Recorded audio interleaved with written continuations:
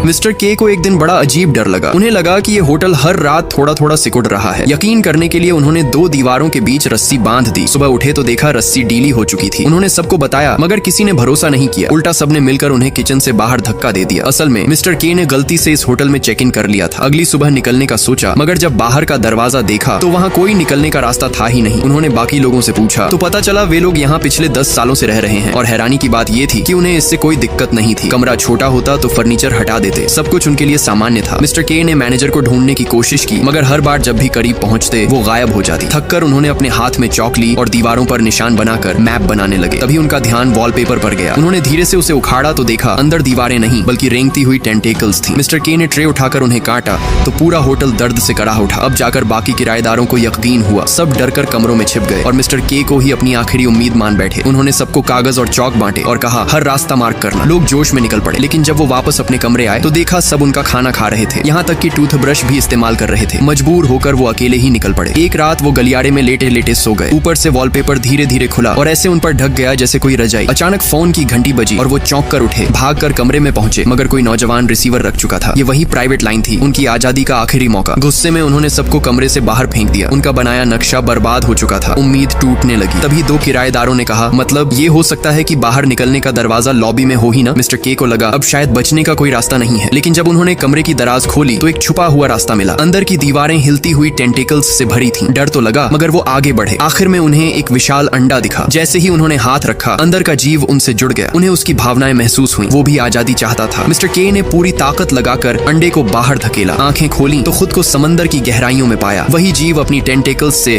उन्हें जकड़कर ऊपर रोशनी की तरफ खींच रहा था और सबकी जान